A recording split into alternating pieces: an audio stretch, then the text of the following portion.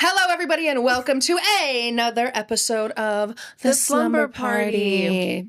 Wow, did you see that little flipperoon I did in my robe? I like it. Do it again. Yeah, right? Ooh, thank you. Yeah. Thank you. Supermodel. Okay, Yeah. how we feeling? I'm, That's where I'm at. Mercury retrograde. That's exactly what retrograde it is. She is a twisting, a turning, and a flipping and a flopping. Okay. Season. Go ahead. Anybody else's March been absolutely horrific, burn it. Between Mercury retrograde and honestly, this is my stiff as a board. I am a Pisces, but one thing I know is Pisces season. I am so tired. From what? What did I do? I mean, I did things, but like not enough to be that tired. Rest, just queen. Exhausted. Allow yourself to rest. That's the my Pisces need board. rest. I can't seem to get shit done because I don't want to do shit because I'm tired from not doing shit. I don't know what it is. But go ahead. No, I'm it's beautiful outside. The sun is shining. It is. The birds are chirping. Yes. Weather's getting warmer. Oh, thank God. Had some wild weather. Oh, what do you know? Snow, rain, sleet. I know. I had a snowball hit me in my eye the other day when I was walking in Manhattan. Oh, that sounded targeted. You know what I mean? They were after me. Oh yeah. Yeah. Oh yeah. Yeah. Shall we? Yeah, we're going to discuss a lot today. Yeah. As always, make sure you follow, subscribe, like, and share before we jump in. And our Patreon is up and running. Sure is. So make sure you guys are liking, subscribing if you want to be a part of all of our inner workings and extra footage. Make sure you're on our Patreon. Why? Because it keeps us going. Yeah. Okay? We like to continue to make these seasons and episodes and have our show. Exactly. And be a part of our group chat segment. Send us in your questions. Ask us for advice. Is it going to be good, professional advice? No. Subject to everyone's opinion. Yeah. It is what it is. All right, so that was your stiff as a board. That was my stiff as a board. March. Period, yeah. You know what I mean? No, March is I feel like March is one of the worst months. Right? Isn't it? Although I do like, it's my anniversary. True. And your birthday just passed. My birthday was February. So shout out to February Pisces. I do like a March Pisces. I like Justin Bieber. He's nice. Mariah Carey's birthday, Gaga's birthday. some good people born in March. And we've got the spring solstice, the new year, the actual new year. My light is a feather. I'll keep it short and cute. My dog had surgery. He had 2 surgeries. He had a routine neuter. And he quickly had an infection that has like a 2 to 4% chance of happening. And then he had to get another emergency surgery, and it is still the craziest couple weeks ever. I am extremely overwhelmed. I feel like all the days are molding together, but he's doing well. He's doing well. If you want to, we're happy for Wink. If you want to donate to the GoFundMe, donate to the GoFundMe because we got a cute little bill for $10,000. Puppy bills are crazy. $10,000. I was like, ugh. The same year I'm having my wedding, and after everything else too, it's killing me. I feel like this happens. Like everything fucking hits at once. Oh yeah. Threes. It comes in groups of 3s. Everything comes in 3s. So that was my light as a feather. But I do want to touch my stiff as a board. Yes. My stiff as a board. And I was really thinking about this because our queen, Britney Spears, she did succumb to a DUI recently. She did. And she had a little drink. It had me thinking, Britney Spears in the magazines and in the news for a DUI arrest. We have a war in the Middle East. And I was like, this is very reminiscent. It's very nostalgic, isn't it? Very nostalgic of a different time. Yes. You know what I'm saying? Yeah, the early There's 2000s. a lot of things going on right now that seem like it's just, this seems a little repetitive. We've reversed time. Yeah. A little bit. And I started thinking about music and referring it back to like, our career and what we do. And I couldn't help but wonder, pop stars just don't get arrested like they used to. And was music getting arrested was again? music better? Perhaps when our pop stars were getting had DUIs. mugshots. Yeah. Right? I need my stars. You know who's got the best mugshot? Paris Hilton, honey. Oh, what a mugshot. good one. What a mugshot. What a mug. Gorge. What a mug. But you know, I just felt like art in general was better when people were willing to break the rules. Right? I mean, shout out to Justin Timberlake for trying to keep it alive with his DUI. But I mean, it's not art if you're following the rules. Right. Art is always political. Right. Right. Thank you. Yeah, no, I need some stars. Like, come on, Tate McRae. Do something. You're trying to run with the bad girl era. Rob a bank. What are you doing? Bad girl. Ooh, rob a bank. Bring back bank robbers. Oh, that was fun, wasn't that? That was fun. But don't hurt nobody. No. Just pretend you're gonna. Everybody on the ground, but you have like a water gun. Oh, I love that. Do that. That's my dream. Right. Do that. Walk in and then it's a flash mob. You know, ain't no stopping us now. You know what I'm saying? That's iconic. Right. That's like, oh my God. Let's rob a bank. Yeah. Why not?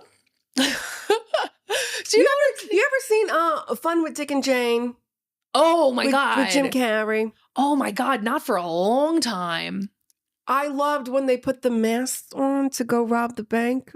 That looked like fun. Right? Yeah. A nice couples outing. Yeah, you know what I mean? Come on. Here's a date idea.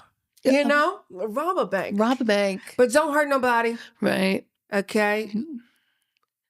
Or fight somebody together. Me and Dan will always say. We said not to hurt nobody, huh? No, oh. Yeah, no hurting, Diana. I'm sorry. So listen, violence is not the answer, but sometimes it is. It actually isn't. You know, and this is the thing.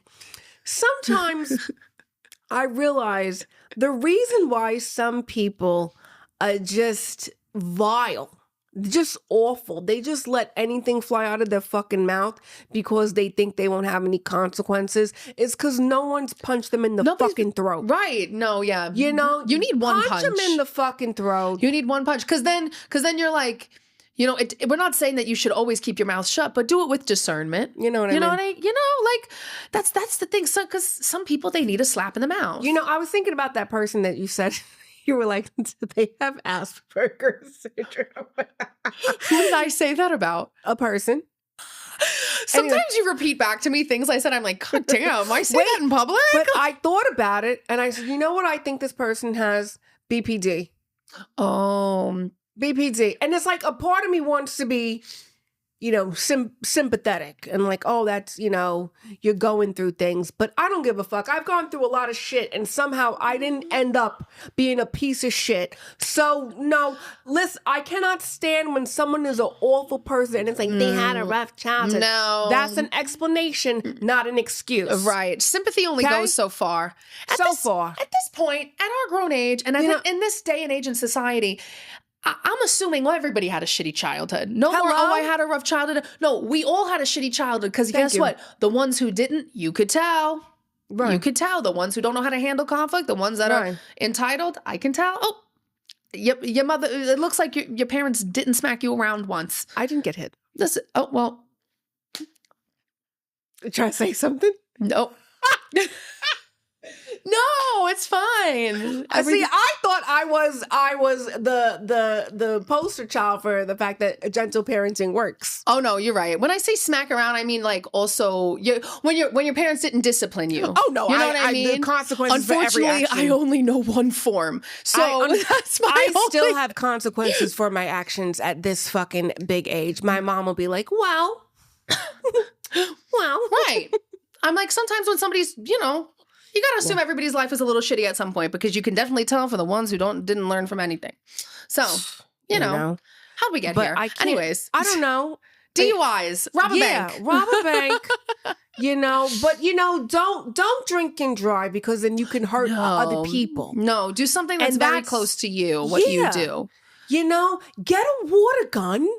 Get a water gun and just go to like, I don't know, a courthouse. Right. And just...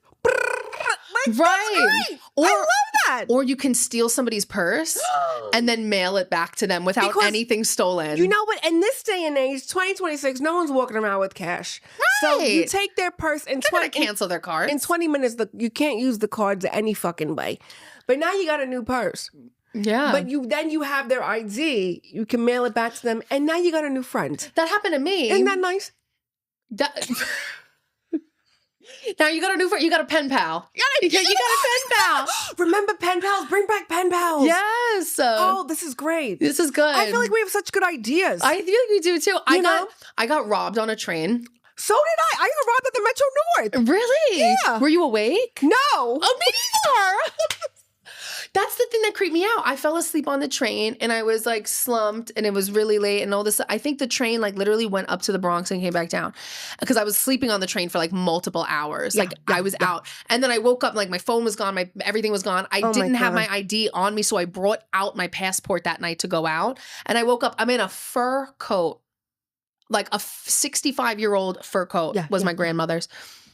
And I could feel, and then I was like, fuck, oh my, it was a really rough morning because everybody was going to work. And I'm like, I looked like a crackhead.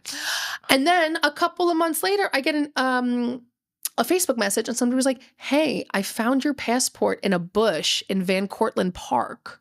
What the fuck? And they were like, do you need this or something? I don't know. Do you need this? And I was like, yeah. And they mailed it back to me. I was like, what a nice guy. Aww. So, you know. Mine wasn't so nice. They took everything except my phone because my phone was in my back pocket. And I had called Caleb and he was in Norway at the time. And he was like, hey, I'm going to call his best friend, Jared. And he's like, Jared's going to come and bring you cash so you can get back home. So then I had to meet up with Jared so he could buy me a Metro North ticket back home. Oh my God. Oh my God. What a time. That is crazy. Jared has actually saved me a few times. There was one time they towed my car. Oh. And poor Jared, I think he was hanging out with a girl and I had to stay in his apartment until my mommy could come save the day. Oh my God. Car towed. You know what? Yeah. Why don't we just shut down the car towing place? That's a fun date idea. The amount of money I've given that place. You don't need it. So what if I parked in a commercial area? They got enough room. Auxiliary police? They just walk around giving tickets? You're not a real cop. Stop it. You're not on the front lines. I've got several questions about policing. One, I've asked online and many people answered. And I said, if you get arrested in Manhattan by a cop on a horse, do you get to ride the horse back to the police station? I don't think that they said no. Yeah. The internet said no. And I'm like, well, then don't fucking arrest me on a fucking horse if I don't get to ride the horse. Right. And then where am I going to go? That's stupid. Did they used to do that? I don't know. But then my other question was this, because I was thinking about this because I was sitting somewhere and I was like itchy, but I couldn't move my hand. And I was like, oh, what if you get arrested? Your hands are back here. You got an itch. How do you scratch? Do you ask the cop to scratch for you? Ooh. Is it like a free service? Wow. But then, like, once you start scratching me, like, we've gotten really close, officer. And I just feel like you should let me go because now we're friends. You scratch my back, I'll scratch yours. I don't know. This needs to be studied. No, we'll think it through. Yeah. We'll let the thoughts flow. Yeah. So what's our topic for today? Our pillow talk. What are we going to discuss? Let's talk about hosting parties. Yes. I love to host parties. Yeah, you are a great host. Thank you. That means so much. You are a great host. I love hosting. I come from a family of partiers. Everyone's throwing parties all the time, okay? And I grew up on big parties, so I love to throw them. But my God, we do have to discuss some do's and don'ts, a little bit of etiquette. Right. Because I do think we've come to a day and age where people aren't throwing as many parties. So maybe some people have, lost the etiquette. But I think now people are trying to throw more parties. But then those people who didn't go to parties don't know how to act at these parties, right? So Let's talk about that. Yeah. Because also, and for anybody who immediately was like, well, because I can already feel it. People who are hearing what we're going to talk about and say, well, not everybody has the money to throw an extravagant party. And don't throw a fucking party. It's not only that, but you can have a party and it not be extravagant. Right. And not spend a lot of money on it. Right. And still find a way to like be a good host. Thank you. You know? Thank you. Like there's just a few things that qualify being a good host. And one of them is like caring. Yeah, number one, caring. And number two, you can't make I understand a BYOB party, of course we all do.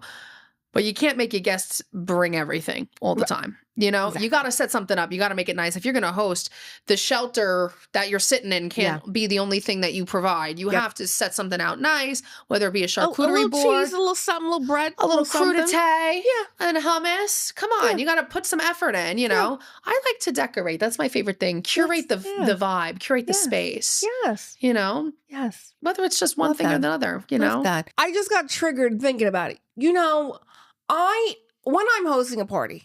And people say like, do you need help? Do you need help? And I say no. I'm not saying no to be coy. I'm not like waiting for you to be like, oh, she wants me to help anyway. No, I literally mean no. Right. Right? But then you have those people who like, I know they're not trying to be rude, but sometimes it's rude. Sometimes it's overstepping and rude. Yes. Also, for me, the way I was brought up was when people come to your house, they are your guest, not your employee. Right. Right? So when you come over, I'm not delegating tasks to you. No, you don't got to do anything. Sit down and enjoy yourself. Do you need something? Ring a bell, I'll bring it to you. You know what I mean? Right. Like, that's how like, when I go to see my mother, you think I'm doing stuff? I'm a guest at this fucking point. Mm-hmm. Hello, Mom. I'd like some salt for my eggs. You know what I mean? No, and when my mom comes to see me, guest. Right. She's a guest. You know, when people come over, I make them little welcome baskets. Mm-hmm. And I remember I had made, you know, welcome baskets for people, and someone picked it up and said, what's this? Oh, ew. What's like you couldn't fucking tell what it was. Also, then had the nerve. Caleb goes, it's a welcome basket. And then the person was like, oh, as if it was Caleb who did it. Well, that's also something to be said. There's also a way to be a guest as well as a host. Let's talk about that. Because I think a lot of people don't understand how to be a guest alongside a good host. Because when a good host is doing a lot, and they're curating a space that's not casual. Even if somebody's having it in their home, there's still a sense of like they're doing this in a beautiful way. And you want to respect the space and how they're curating it. Right. So don't be opening up their cabinets or their doors or their closets or jumping on their couch and feeling too comfortable. Do not over, because people do this at events and I don't like it. When they're like, oh, I got it. It's almost like, well, let me go into their fridge. Let me look at this without asking. And then they're opening up all the doors and the cabinets. And, let me help. No. I'll ask you for my help. I don't want people opening up my shit. Like, let me handle it. And it's not, well, what if they're trying to help? There's a way to help. There's a way to help. And also, if you want to help, come 30 minutes early. Thank you. That's when the time is to help. Don't be coming in trying to help and mess up my momentum when guests are here. Also, if there's things I need from you, I'm going to ask you in advance. I'll let you know. I will let you know. Right. Like, you know, we hosted people over, and the room we were staying, because we had them in our bedroom, and then we slept in the guest room because we had turned the other room into a closet, so I didn't want to put people in there. Right. You know, so I'm like, I'd rather like we sleep in there. So the door was closed, you know, because we're sleeping in there. All my shit is in there. All my panties and shit. You know what I mean? And this person's like, oh, what's in here? I'd actually prefer it, you know, if we keep that door closed. As you can see, it's closed. Oh, it's just me. I don't like that. Opens up the door. I swear to God, next time you come to my house, I'm going to have a big ass fucking picture of my husband's dick. Right. On the wall. So when you walk in, after I say, hey, can you not? It's going to be like, oh. Yeah, oh. Oh. Yeah, like just respect it or just respect my wishes. It's not that hard. Well, let me tell you. If I don't want you in a room, I don't want you in a room. My wedding, my welcome party, right? I have so much PTSD from my wedding. I need horse tranquilizers to calm me down. Get Okay? some ketamine. Okay. So my welcome party, we had those. We made the vases with the beads. You know, like the beads, like yes. they go in water and then they get big. Yes, yeah. Okay, so we did those. Okay, and it was the end of the night, and everyone was like, "Do you need help?" No, the people who set up are the people who are going to take it down. Right. That's it. Thank you. Thank you for coming. Go home. I'll see you tomorrow. Go home and get some sleep. I'll see you at the next party. Thank you. Thank you. Thank you. No, I don't need help. Right? Not trying to be rude, just to like, no, that's not why you're here. You're here to party. You're here as a guest. Right. But when you keep prying, now I'm annoyed. So now, after I said 14 fucking times we don't need help, somebody takes the beads with the water and puts it down the fucking drain in the sink. Mind you, this wasn't my fucking house. So now I had to stick my hand down the garbage disposal to pull out the beads. You know, if Martha if Martha saw me, she probably would have turned the garbage disposal on. And then be like, "Oh, I had no idea your hand." Oh my God. Oh my God. That's insane. But and then I'm like, "Hi, the beads," and they're like, "Oh, we didn't know." What Well, we didn't you know? told you. I said not to. Right. Right. It's shit like that. And you that create really, more work right. for the host. Thank you. Like, right. I love hosting. I'm going to continue to do it till I'm 92 because that's when I'm going to die on my birthday. But But I just would like if we're a little bit more respectful when we go into someone's home or someone's party. I find people are very disrespectful at weddings, particularly. Beyond. Can we wait? Yeah. Can we talk We can. about hosting and weddings and also how people receive the host of weddings? Mm-hmm. Because I have so much to say. I don't even know where to start. I don't even know if I'm ready to jump into this yet. Okay. But let me at least say this, going back to just the hosting thing, so I get all of my thoughts out and I'm not jumping around. Go ahead. Let me just say, if you are hosting a party and you are expecting people to treat your party as like this extravagant thing, and yet you are not providing them with extravagance, if you have them in your home, I don't care what anybody says, like on any given day, I'm never, ever, ever, ever looking at your home. I'm not peering into your kids' rooms. I'm not and seeing, oh, did you clean? Did you clean? Did you clean? I don't care. But that doesn't mean that you don't clean. I'm sorry. If I walk in and your house looks like how it is on any given Tuesday and you're hosting a party, for me, that feels careless. Yes, and I'm not judging. It's just like, okay, that's the way you have guests over. Mm-hmm. That's fine. I'm not. Sometimes they're so nasty that that's clean to them. Right. For me, the bathroom is a sign where I'm like, I get weirded out by bathrooms because that's different than just like a mess in a common space. That to me is like, now we're bordering on the line of unhygienic, where I'm like, you piss and shit on the walls. Yeah, what are we doing? What are we doing, people? Yeah. If I don't see, if like I see things on your walls and it's not like, whatever. You know what I mean? But anyways, boogies.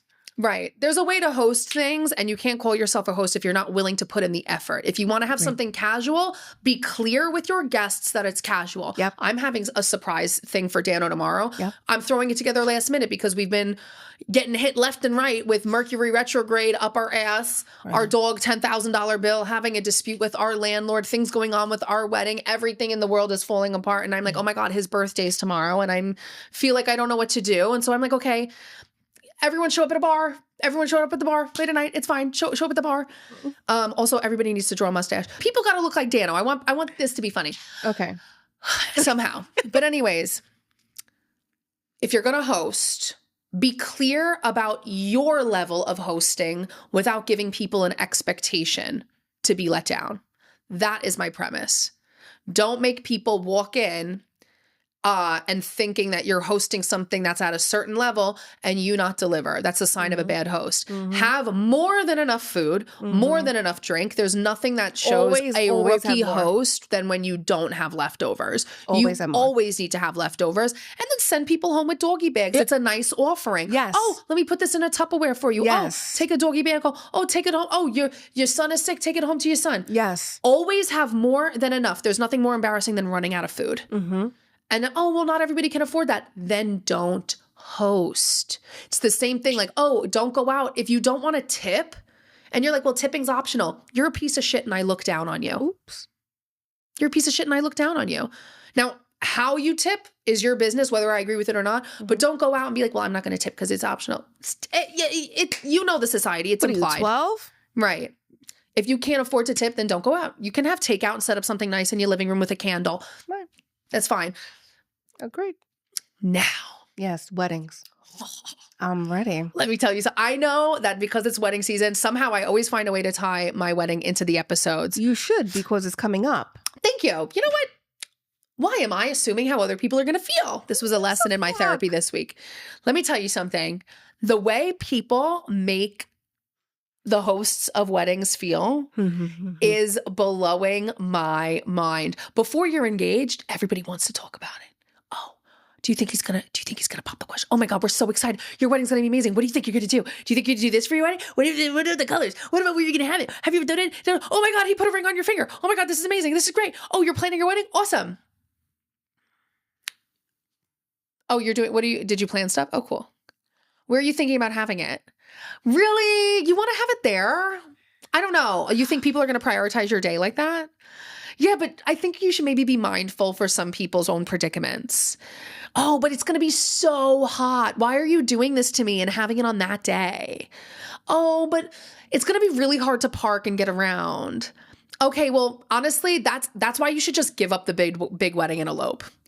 Just don't have the big wedding. Just elope. That's why eloping is better. Let me tell you something right now. There is nothing more annoying to me than when people say that. When I'm planning this wedding, I'm putting in all this effort for this wedding, and everyone's like, that's why it's best to just elope. I don't feel that way, personally. I don't. I like a fucking big ass party. Thank you. I like a big wedding. Listen, not everybody. Some people, they do big weddings big. I don't even think my wedding was big, and everyone, because we did like a 3-day party, it's like, oh, you did so much. Not really. No, we could have did a fuck ton more. And here's the thing. Who cares if you want a big wedding? I don't like this whole narrative now. It's, again, we had this whole conversation before we started recording, this extremist idea that, oh, well, if you have a big wedding, now there's a sense of narcissism, right? Oh, there's something favorite. They're like, oh, all the people that had the big expensive wedding, they get divorced tomorrow. No, that's not true. I'm sorry. It's not true. It's not true. Don't have a big wedding if you can't afford to have a big wedding. And if you can't afford to, and you're good at throwing fucking parties, then do what the fuck you gotta do. Right. Excuse me. And also, I think there's something to be said about people always inherently thinking that marriage is about, or like a wedding is about shallow principles, like somebody being the center of attention. That's not what my wedding's about. If you think that, that's your projection of a wedding. When people are like, oh, well, oh, really, there's something like selfish about a wedding because it's just for them to have all the attention and they just want a day where they can have full reign. It is about the bride and the fucking groom. Go home. Don't go. Say no. Don't RSVP. RSVP no. Shut the fuck up. What are you talking about? Your birthday is a day for you. Your wedding is a day for you. Your baby shower is a day for the woman. Right. It's not about this isn't a retirement party. This isn't a party of your team at your real estate job. And a retirement party is still a party. You achieved something. Now you get to go relax. Here's your gold watch. I'm tired. But the thing that pisses me off is they make it seem like the wedding is like a party out of nowhere. And that's their projection where I'm like, no, I'm getting married. This is a big deal. Right. And me personally, I find sanctity in that. I think that when you get married to a person, you're acting, especially in today's day and age, you don't need to get married today. Right. You don't need to. A woman, you don't need to get married today. So the fact that I'm choosing to get married to a person, that holds weight to me. Right. That holds sanctity to me. It's not just about me wanting all this attention on me. It's about me saying, I am deciding to link my life with this person and display my love in front of other people. Legally. There's a ceremony. They were doing a ceremonial now thing. His taxes and my taxes. Right. This is serious. Okay. But people are making it like, oh, well, it's all about the pictures and it's all about this. Yeah, it might be a performance in a sense, but for me, it's not just a show. It matters to me. Right. It matters to me. I'm exchanging energy with somebody for me on my... Right. Also, you're starting a new family. This is your family now. Yeah, this is a celebration. I'm starting my own family. I moved out of my mother's vagina, my mother's house, and now I'm starting my own fucking family. Right. Yeah, that's important. Right. And I understand the people who were like, well, what about those of us who don't want to get married? Have a party for something else. You can have Find a party for something else. I'll come. Celebrate your promotion. Have a big party. You started a business. Have a huge party. Have some samples out. And make sure that your friends spend their money on you. You know, that's something else. Not to get off topic, but to get off topic for 5 seconds. You motherfuckers, the thousands of dollars you will dish out for a new phone and new sneakers and this and that, and your friend starts a business and you don't want to spend $20 on a fucking t-shirt? You want it for free? Fuck you. No, fuck you. No, you got to support your people. You have to support your people and support your friends. You know. Unless, if they're broke, just see with them for, wait till they get the next check or something. I don't know. But you know what I'm saying. Yes. Right. I get it. I get it. I'm here. Right. I hear it. Yeah. That's it. Yeah, I can't. Okay, back to wedding. Sorry. But no, what I'm saying is the judgment on the people that are deciding to host an event, just because it's a wedding, by the way. And also, it's like, as soon as you start the wedding, people love to tell you what you're doing wrong. I'm sorry. I love this individual. I don't mean to put them on blast, but I must. Listen. The way somebody hosts a party is you have to look at the full picture. Not everybody's going to host a party how you think it should be hosted. Because what I'm seeing is that people don't understand that, like, the way I'm hosting my wedding is not because I want to be a bridezilla. It's not because I think that a wedding should be, it's not, a wedding should be this fancy thing. This isn't my, yes, a lot of it is my personal choices, don't get me wrong, but a lot of it is my family tradition. It's how I grew up. It's particular to the geographical area that I live. So it's not me just creating these things out of thin air. There's a certain way that we're having a modern / classic traditional wedding. We're doing a traditional wedding with a ton of modernities in it. So when I hear people try to like dumb it down or make it sound like what I'm doing is so high maintenance or out of control. I had somebody. But it's your wedding. It should have trinkets of you. It should be representative of you. But I think I feel like I'm not explaining it right. They're saying things like, well, why does it need to be like this? And I'm like, it's just the wedding standard, babe. Like for an example. Yeah, I need an example here. For an example, somebody said to Dano, one of the groomsmen, whose partner like is not in the wedding party. Like there's not, that's a Dano's man person, you know what I mean? Like their partner's not in the wedding party. But they had mentioned to Dano, they were like, what if like all of the guys have matching handkerchiefs with whatever their wives are wearing? And I was like, this isn't prom, babe. You got to tell him no. And Dano, because Dano's not used to like a wedding, I'm like, babe, they're supposed to be matching the bridesmaids or just the groom. And like, they need to be uniform. And like the groomsmen, they were talking about like, well, why don't everybody just go get a black suit from Macy's? And I was like, and he was like, yeah, Diana, what do you think about that? And I go, Dano, no. Because they were saying, well, we could just buy a tuxedo from Macy's for $250 instead of renting a tuxedo for $200. And I said, yeah, but Dano, you gotta be stern on this, because The difference, There's no the difference tuxedo for between $200 to buy. ever. First of all, You're not going to find a tuxedo at Macy's for $250. Tuxedos go for thousands of dollars. Right. You have to rent it. And if you do find a quote unquote suit at Macy's for $200 to buy, it's going to be a shitty quality suit. I don't need them looking like hotel it's gonna managers. be a suit and not a tux. Right. We need to learn the difference between dress codes. But also, if I'm telling you, if not even me, if the groom is telling you this is what we're doing, it's not your job to talk the bride or the groom out of what you're doing, what they decided. I don't understand. And it's not a big ask. Everybody just looks, you look uniform, this is what you're wearing. It's not, well, why don't we do this? Well, tell Diana to stop. Don't ever. Because I've been very kind. Oh, this reminds me. I just had I'm having this feeling where I'm telling Dano, I'm like, you and I are deciding these things together. Right. So when you tell your people, whether it be your family or your boys, you better be reiterating every fact that you and I discussed. The other because thing is, I don't want people thinking that this is like Diana's being high maintenance of this and that and the third. This is what I want to bring up. How come is two people getting married? Two. Right. Somehow everything is the bride's idea. No. Or the bride's fault. Or the bride's this. I know people thought that with me and Caleb. You know why? Because people don't fucking know Caleb. Mm-hmm. They don't know Caleb. And my welcome party fucking proved that when we played all the his and hers games, and 99% of you didn't fucking know that man. But when it comes to planning the wedding, if we're telling you, it's like people, they want to know before you get engaged. What are your thoughts? What do you think? What do you think? You get engaged, you start planning the wedding.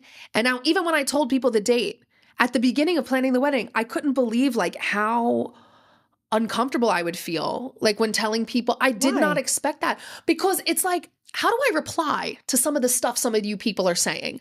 If I'm hosting a wedding, if I'm hosting a party, and I'm saying you're going to get 6 hours of uninterrupted drinks, uninterrupted food for free, I'm not asking you. I'm asking you to come and relish in our day. I'm providing transportation. We're providing all of it. Yeah. You're getting a 90-minute cocktail hour with a seafood tower, 2 carving stations, 8 chafing dishes, 4 fucking passed around hors d'oeuvres. I love it. And you're gonna tell them, I'm doing all of this. The last thing I want to hear is you telling me your opinion on the day that I'm having it. Oh my God, but we're gonna be so uncomfortable. Oh, I'm sorry. Let me go change it. Let me go change it with my venue. Oh my God, but Diana, you're having it in August. I'm having it at the end of August. Yes, because I don't like full weddings for me. I don't like it traveling too deep into October.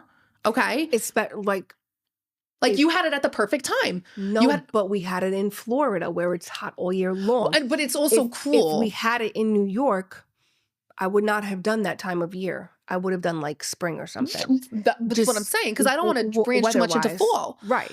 And I wanted a purpley wedding. And I feel like when you're in the summer, it's you gotta have yellow or green. I don't like. I'm not a fan of a lot of blue. Whatever. It's not important. Blue, officially a color I fucking hate. Please, that's so funny. Let me tell you something. We had a meeting with my bridesmaids and the moms and the grandmas and everyone who was walking down the aisle on Zoom a couple weeks before the wedding. And I remember one of my friends on the call saying, "Are you okay? I hope you're not too overwhelmed." And I was like, "I'm okay. I'm just, every day, one day at a time." I have a wedding planner, so that anxiety is kind of, off my back. And someone on the call said, "Well, just don't be a bridezilla." Oh. And then Rebecca replied and she said, "I wish she was. I want her to be, in fact." Right. All of these tropes only apply to the women, Of course. They only apply to the women. And then the one thing I also don't like is I don't like the trope of there's the one trope that applies to men. And I don't like it because they think it's a joke, and I don't find it funny. And I had this conversation with Daniel because I don't find it funny. When men know nothing about the wedding. I don't like that. I don't like that either because I'm like, first of all, don't be encouraging that as a haha funny. People, It's not. because people say that like it's quirky. It's not. And it's like, how these two things cannot be the same at once. You cannot say, oh, well, she's a bridezilla and he knows nothing about the wedding. No. One of these things happened first. And if we're encouraging men to be kind of like, oh, the only thing that he needs to worry about is his suit. And then we say, oh, well, she's a bridezilla. She's a bridezilla because the only thing that he's worrying about is his suit. Right. Somebody's got to handle the other shit. And clearly it's not going to be him. And I told Dano from the jump, you're not going to be that type of groom because we won't have an aisle to walk down if you're that type of fucking groom. There was no decision made between what he wanted and what I wanted without us both speaking to each other. Absolutely. Even like I wanted him to wear a white jacket. He did not. We were not seeing eye to eye on that. And in fact, I still don't see eye to eye on that, but I had to compromise. But honestly, I think it looked great. It looked amazing. I would have preferred him in a white jacket. Dano's wearing a white jacket. See? But I'll tell you this: a lot of the white jacket that he's choosing, I'm not a fan of. But it's his choice. It's his choice. Yeah. No, but this is my thing, right? And like, but everything was a conversation we had together. The only thing that man did not see was my dress. Right. And that's how it should be. And, I also like Dano has made a constant effort because the reality is Dano has a more demanding job than I do because he's got he's in front of 20 of his employees for 10 hours a day. Like I don't answer for anybody or to anybody. Like he is running a he's running a massive operation. So obviously a lot of the things naturally are going to fall on my lap purely just based out of my availability and convenience is just more flexible. Yes. But I'm not going to let him off the hook because I feel like people do a lot of the times with weddings or just with anything. A lot of times the guys are getting a lot of grace just because he's all the time. Just because he's working and has a more attentive job to other people doesn't mean that his only responsibilities get to be waking up and going to work and coming home. That's one thing I cannot stand. But what I won't have is any of that slackery around the wedding because we are both hosting this wedding. This is the thing. That is one thing that I keep pushing. It is both of us. Right. So by the way, when you decide to be rude to the fucking bride, just know you're also being rude to the groom. Yeah. And when you don't like something, make sure that you know it's the groom's decision as well. Hello? Also, who gives a fuck if you don't like something? Are you paying for it? Are you paying for it? Right. Shut the fuck up. Right. Shut the fuck up. You got a free fucking meal, free fucking drinks. You shut the fuck up. Right. Who gives a fuck? You want to have something with your taste, then you host your own fucking party. Right. But yeah, even when it comes down to the dresses though, because even when I'm looking for a dress, the amount of people are like, oh, you're not going to like that. Well, let me fucking figure it out first. Who are these people? I was saying like, oh, I really want I think I want a mermaid style dress, at least because I knew I wanted like a big ball gown thing. But I was like, but those don't look that great on my body. I think they look fantastic. But I mean, they do, but they don't. They do like a little even. But I'm like, you know what it is? I was like, I like my body in a mermaid gown. I just feel like I have the curves for it. I like it. Yeah. And then somebody was like, oh, but you're going to feel so uncomfortable the whole day. If there's one day that I'm willing to feel uncomfortable for, it's going to be for a wedding that I'm spending thousands and thousands and thousands and thousands and thousands and thousands of dollars on. I think I'll fucking survive. Have you seen me walk down the street on any given day? I'm in high freaking heels looking to the tens. You think I give a shit about being uncomfortable? I've walked literally 6 hours in heels, high heels, snake skin, okay, freezing cold, as a part of a campaign. And you're going to tell me that now I got to feel uncomfortable. I have to feel super comfortable on my wedding day? Absolutely not. Who are these people? Is it their wedding? Diana, stop talking to these people. I know. But it's like, stop talking to these. Don't talk to nobody. I don't even start the conversation. They're like, how's everything going with your wedding planning? That's it. How are you? Next question. Dead the question. Let me tell you something. When I was planning my wedding, the way I gave nobody nothing, Nobody knew nothing about nothing. No. Not even my bridesmaids knew shit. Nobody knew nothing about nothing because I don't want your motherfucking opinion. It's your wedding. It's you and Dano's decision. Right. It's you and Dano's day. No, is anybody else marrying? Right. The two of you? Is this a throuple? Right. No. Two people. Fuck everybody else. They're there to celebrate your love. Mm-hmm. Okay? Mm-hmm. If they want to throw you a party, let them throw you a party. They plan it however the fuck they want to. But unless you're throwing me a fucking party, then shut the fuck up. And this is a big reason why I was like, oh, I think maybe we should go with real flowers. No, my ass got silk. I got silk. I got more silk flowers. I told you silk flowers are gorgeous. Oh my God. And they look insane. They're stunning. Insane. So many of the things that I'm choosing to do with my wedding, I am like, that's the thing. People online, they really love to make brides feel like shit. It doesn't matter what you do, you're selfish. It doesn't matter what you do, you're selfish. And it doesn't matter what the man does. He's such a smart man. It doesn't matter. I know. He's great. He's so selfless because he wanted to elope. He doesn't care about anything else. Oh, he's so nice because of what he's doing. Mind you, Caleb would never elope. Caleb would be like, we're flying in on a Pegasus and we're doing the whole shebang. We are coming down off of a hot air balloon. Yeah. That 100%, if we had the option to do that, he'd have been like, yeah, absolutely. I think for me, the key to being a good host at a wedding, for me, something that I've realized that is most important, this isn't a TV show. Right. This is an event. And the premise of it is our love. The premise of it is to feel personal. So like something that for my wedding, that's just how I view weddings. Honestly, like I think the key to being a good host is finding out how to do things your way that are still going to hold things to the highest level, right? Like I didn't get any of those like $7,000, $8,000, $10,000 videographer teams, but I found an amazing videographer who is number one, young, number two, talented, has the quality that I like, and number three, gonna give me so much footage. That was my main thing. Most people are just hiring like content creators now. So this is what I mean. I only have one videographer. I don't need 6 people running around. Right. Too many, too much anxiety. Right. I only have one videographer, one photographer. That's it. I do wish I had 2. But here's why I only got one. She's going to do, she'll get one angle. Videographer will get the other angle. You can get stills from the videographer that are just as good as pictures. True. And we have a content creator. So I'm like, fantastic. That's I'm going to have smart as 3 hell. people going from 3 different angles. You can combine it in different ways. And the content creator is going to be what we'll have those pictures and videos immediately. So we can just watch everything the next day. Yeah. And the content creator is going to get all the gaps that maybe the photographer and videographer don't get. The photographer, what's most important to me is the portraits. Yeah. I want portraits to be able to hang. I want portraits to be able to have. I want to get his grandparents. I want to get our parents. The other thing I want to say about hosting a wedding that I continue to see is we've discussed this a lot. Everybody wants black tie, but if you're not giving a black tie wedding, you can't have a black tie wedding and have it in a barn, babe. Okay. You know?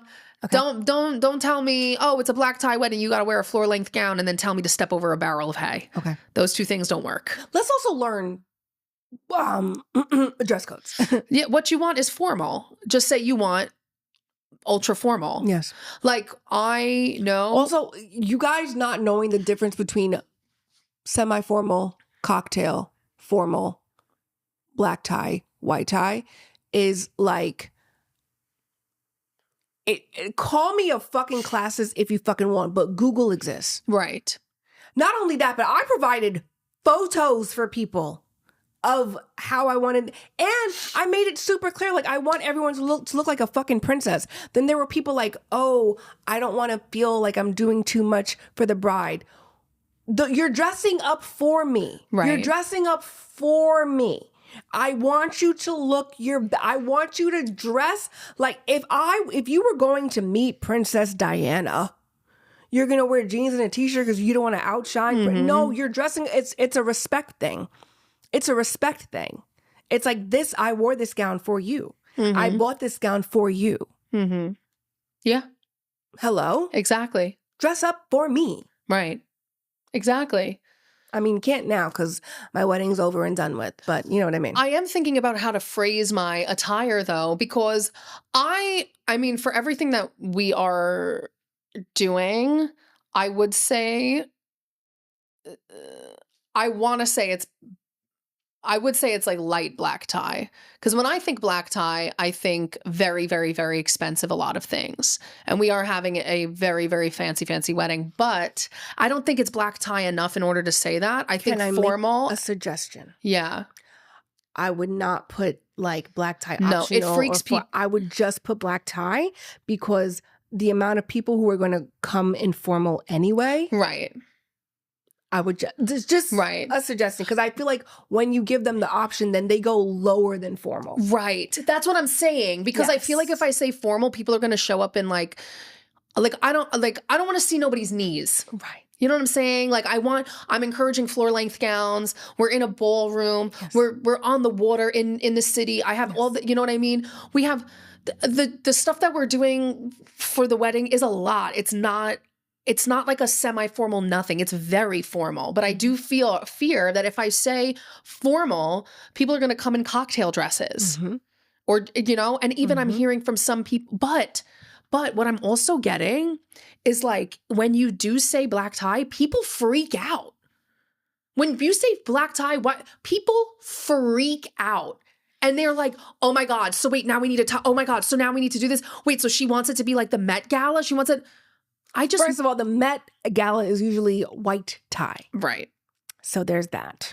But I'm also like, I just don't show up looking like you're going to a graduation. That's what gets me is people show up to weddings looking like they're going to graduations. I don't need to see, you know, somebody looking like a pop in a collared shirt. No collared shirts. The only people who polos, I mean. I wasn't expecting to hold my dress code over were the people over the age of 80. Right. And quite frankly, my grandma was one of the best dressed. Yep, your grandmother looked fantastic. She did. And she was, in fact, in white tie. Right. She didn't want to wear gloves. Because she's like, oh, my rings. No one's going to see my jewelry. I do think I want you guys to wear gloves, but I have an idea for the gloves. Like sheer. Well, you're wearing gloves. I'm wearing gloves. Yes. I think you guys should wear sheer gloves. Okay. Like gorgeous sheer mesh purpley gloves. Okay. I have an idea. Okay. I just think that's another reason why I looked at Dano crazy when it comes down to like. Because your girls are going to be stunning. My girls are going to be stunning. And I said that, and I was like, babe, I know your boys want to, you know, include their wives. And I get that. But it's not about them. It's about you. And this goes for birthdays too. That's another thing. We can always learn to be like, I think I've learned from other people's like experiences, like being a good host is also being assertive and decisive. We don't have to be pushovers as hosts. True. Like I'm here to make you have a good time. But if you are making an effort to make everyone uncomfortable, well, now I have to be mean. And a host sometimes could be a little mean.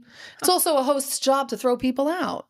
So maybe that's a level that we learn as hosts. Lesson learned. If somebody's throwing off the vibe, no, strike one is done. Bye-bye. You don't get a strike two. You don't get a strike two. No. No. Yeah. So be a good host and be a good guest. Follow your host rules. And quite frankly, if you feel like the rules of the host is too much for you, maybe they have a shoes off rule in their house. Maybe they're hosting a costume party and you don't want to be in costume. So if these are things you don't want to participate in, don't go. Yeah, don't bring the room down. That's a great point. So easy. That's a really great point. Because I don't like that either, especially like when people like your wedding, like you said, you had a specific attire. All they had to do was, I don't know, read the invitation. Now for our next segment, our new segment, group chat. Yes. Group chat is any questions, comments, or things that you guys have written into us. And we have a really interesting one to start off this segment, guys. A really interesting one. I had the time of my life with this one. Okay? Brace yourself. I am going to introduce you all to Clem Dog 19401. Let's talk about this in our segment, group chat. Welcome. So this man, Clem Dog 19401, leaves a comment underneath a video of one of our podcast clips. Now I want to add, it was a podcast clip that where we're saying if you respect women, you get to sleep with them. To be clear, not controversial. And I don't know what about that would offend anybody unless you're a rapist. Unless you're really dying to disrespect women, because nothing I said there was against men.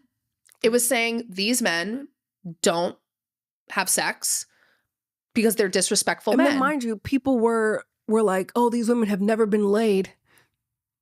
Did you see that? Someone commented. Oh, we've never been laid because we're like, well, fuck you if you're nice. Right. Like they don't serve the so you're saying all men are horrible. You're telling women no, not all men, but you're like they're saying they're projecting. Oh yeah. They are horrible. Oh yeah. They said if I don't rape, how am I supposed to get women? If no rape, then no sex. Right. How are we okay? Right. Like they don't even see that what they're saying, like they are so hung up on the first thing that they hear and they think women have opinion, bad women, ugly women, fat women, bad women. I could not believe that was a hot take. That was not meant to be a hot take. Right. If you respect women, you get to sleep with them. People are like, well, these girls actually don't know what they're talking about because guys who disrespect women actually sleep with them a lot more. Guys who disrespect women actually have they have a really high body count. Okay, like you don't know what you're talking about. Okay, so go disrespect a woman. How's that working out for you, by the way? Thank you. And that's why they date children. Exactly. So let's discuss Clem Dog 19401. Okay, go ahead. This guy decides to leave a comment referring to me as a piggy, because everybody's like, oh, women can't have opinions if you're over 150 pounds. Okay. And then leaves a racial slur. I said, oh, let me clear my schedule. Because the thing is, just like, I'm looking straight at the camera, just like I said previously, some people need to get punched in the face. Some of you do. Violence isn't always the answer, except Sometimes yes, it is. Yeah. I was like, oh, you think you can just throw something out there? I'm going to give you the ride of your life today. So I dove deep. Clem Dog 19401 lives in Norristown, Pennsylvania. He's a 46-year-old man by the name of Chance Clemens. He works as a warehouse worker hold on, let me look it up on LinkedIn. He works at EEP as a warehouse worker. He has a daughter. Okay. I also stalked him on Threads. Saw a lot of his posts. Interesting. Very interesting. He seems to be really good at apologizing for pedophiles. Seems to be really racist and say he thinks that ICE agents should be able to steal the belongings, especially if they're valuable, off of immigrants because they should get something for their hard work. Okay. He said multiple things to people of color on his accounts, so I decided to put him on blast. I made multiple posts about him. I shared it online. And I tagged him multiple times. Did he reply back? Did he say anything? Nope. Okay. But he did see it. How do you know he saw it? Because he definitely blocked Dano. So I'm going to post it on Threads because I want a reaction out of you. I think you deserve to answer for your behavior. And I think maybe I'll send it to your job. Did you ever see that lady on TikTok where some guy left a nasty, like, racist comment on her TikTok and she drove like 3-4 hours to his fucking job to yell at him? Oh, good. And she was like, you see how easy I can find you? Oh, well, I mean, I have his address. I mean, it's a couple hours drive. We could do it. I have his full address and I have his phone number. And I know that one of his sister's names is Diana. Oh. And I know that his father passed away a few years ago. Do you think he's looking down proud? Maybe. You know what? Maybe. You know what? Maybe. Yeah, so I got time. It was very easy to find these things. Very easy. Because you're not going to fuck around with us, folks. So shout out to Chance Clemens for being an absolute piece of shit. So think twice before you guys want to say things on the internet, because I think a lot of you haven't learned how easy it is to not only find you, but ruin your life. And no, I don't have empathy for you losing your job or your benefits or being embarrassed amongst your friends and family, because that's what you deserve. That's what you deserve. If you think going online and saying ridiculous, bigoted, racist, prejudiced, disgusting, misogynist, sexist shit is cool and funny, even if it's just a two thoughts. No, not two thoughts for me, babe. I thought a lot about it. That's been Girl Chat. Thanks so much. If someone's bothering you, just carve their name on a black candle. Yeah.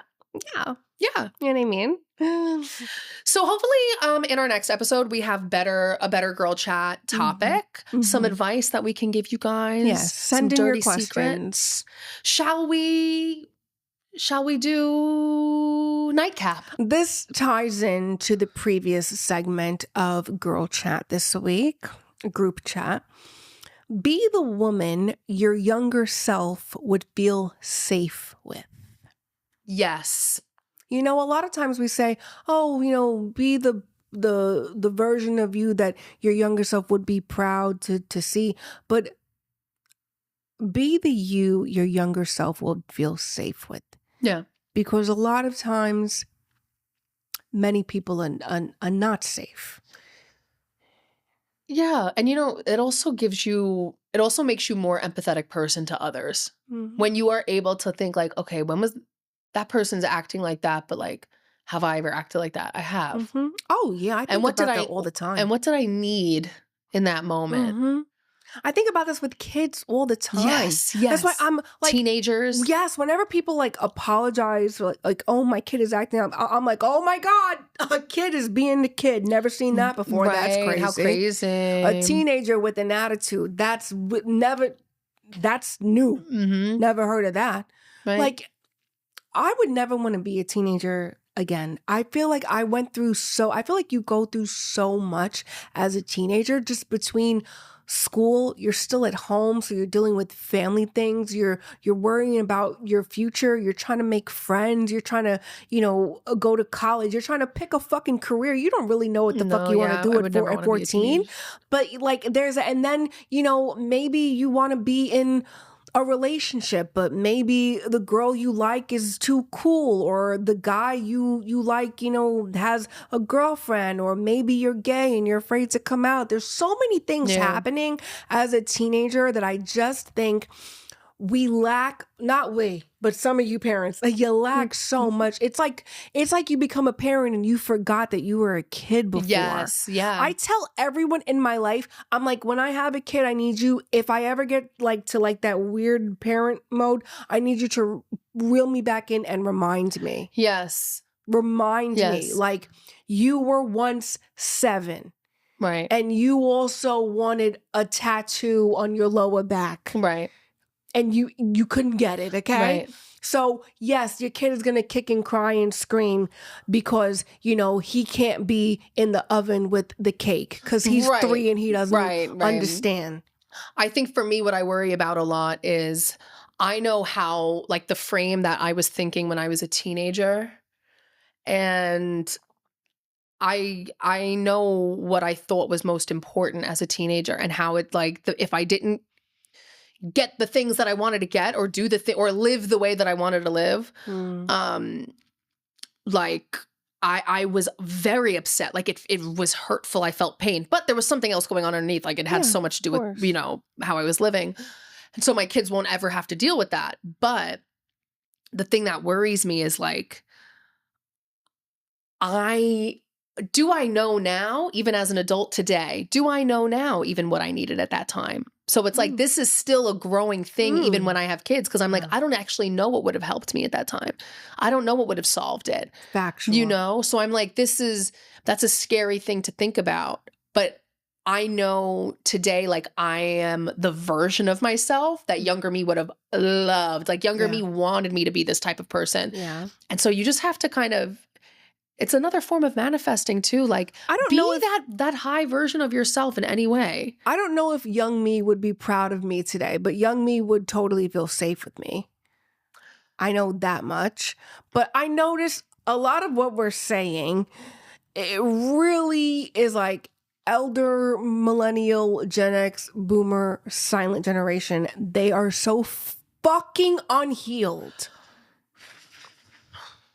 And then they somehow want you to be healed. But then they want you to have empathy for the fact that they're not. It's always, well, I had a rough childhood. So did I. Who cares? It's also like, I want you to do better than me. Then you have to do better than your parents. Right. Like you have to, this is all a domino effect. My mom did not have a wonderful mom, but she became a wonderful mom by realizing, hey, I don't like this. Right. So I'm not going to make someone else feel like this. Right. I'm not going to do this to my kid. You know, when I was, somebody asked on Threads, what did your parents do, like, to make you feel safe or to let you know that, like, you could trust her or them, right? I had a diary, and my grandma used to read my diary. And my mom bought me a cipher slide so that I could code my diary. But if I coded it, that meant my mom couldn't read it either. Right. So this let me know, like, I'm allowed to have my own thoughts and my own feelings without you being invasive as fuck. Right. And that made me trust her to the point where I didn't have a diary for like I had a diary for only like a month after that, because then I would just go tell my mom everything. Right. Because there's a sense, yes. And that comes down to when your kids are making bad decisions. If they don't feel safe enough to come to you when something's wrong because you yell at them for everything that they do wrong, then all you're doing is you're not creating or disciplining a child that's going to trust you. You're telling them to run in the other direction when they need help because they think that if they make a mistake, they're going to get in trouble, even regardless of knowing that what they did was wrong. Yeah. I had a relationship with my mom where I would tell her, like, yeah, all of the kids, we went to go like hang out after school, and then we were like walking along the train tracks, and I was so scared, but everybody seemed so okay with it. And I was like, I thought you were going to get mad at me. She's like, I'm not mad at you. I just want you to make the decisions that I raised you to make. Mm-hmm. She's like, you know better than that. Right. You could still hang out with those people, but don't do stupid shit with them. Right. And then I realized, like, I actually don't want to hang out with those people because they do stupid shit. And all guess they what? do is stupid shit. Unfortunately, in that front, a lot of them have passed away because of their stupid decision making. That's crazy. And that's the thing that I think parents think about the most. I was doing things and I was around people that were making decisions that, you know, very soon after high school caused a lot of them to lose their lives. Mm. And it's because my mom created a space where she's like, you can come to me and tell me things, but you have to also allow me to tell you when you're not being the daughter that I want to raise you to be, because you're making decisions and you think you're invincible and you're not invincible. Mm-hmm. And, you know, for me, it was when she apologized. I was just going to say a lot of it is my mom acknowledging when she's wrong and apologizing when she's wrong. And I want to say something. When you apologize to a kid, what you are doing is teaching them to apologize when they do something wrong. Now, this might be why I over apologize. I'm always like, no, I'm sorry. And like, it's not my fault. Like, you spilled hot soup on me. Why am I apologizing to you? So we do want to like balance it out.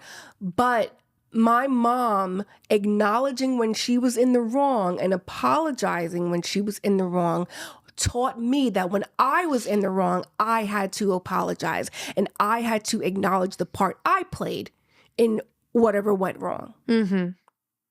Because your kids are always mimicking you, right, and they're learning from you. Right. I know a lot of you just love having authority, but you are not their God, you are their guide. Right. It is your job to guide your child through life and ultimately teach them how to be a human. Now, some of us, we're still fucking learning, right? We're learning how to be a person, right? But getting mad at a little person who doesn't know something that you know at your big fucking age is crazy to me. You're gonna beat the fuck out of a 3-year-old because they peed on themselves? And then they turn around and they say, why did my children going no contact with me? It's so hurtful. My mom getting sober was the greatest thing that ever happened to me. Not because of like all of the shit that she would do when she was drinking, which was absolutely fucking horrific and traumatizing. You feel proud of her. But it like motivated me in a sense where I'm like, she's doing that. Mm-hmm. My mom, she's been a smoker since she was a teenager. She doesn't smoke. She doesn't drink anymore. She has 0 vices, 0. And that was the greatest thing for me to see as an adult child. Yeah. Where I'm like, I got to step up. Yeah. If there's something wrong, that I see something wrong in myself, I have to make that decision because my mom made that decision for herself. Yeah. So she can do that. Yeah. And it has created a healing in me where I'm like, I am being the safe person for my younger child, where I'm like, I feel heard. I feel understood. Yeah. I'm in therapy. This was something that younger me really, really, really wanted and needed. Yeah. And now I get to have the peace of knowing, and we get to have the peace of knowing that when we have kids, they're going to feel so different. They're going to be so different.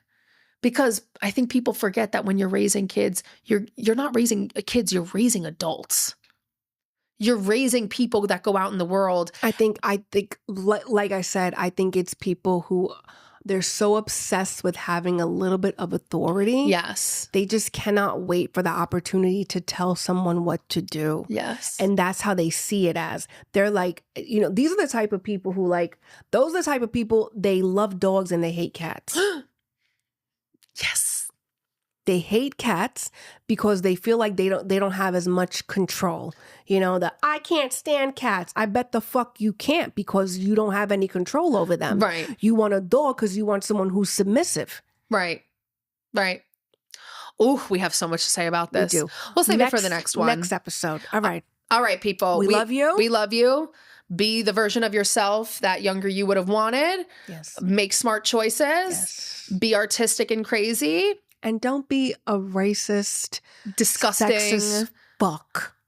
And if you are, have the life you deserve, because I'm sure you're already having it. Oh, I was going to wish a few things, but never mind. Go for it. No, it's fine. I'll write it on a We'll black do it candle. off camera. Like, share, subscribe. We'll see you on Patreon. Bye. Bye.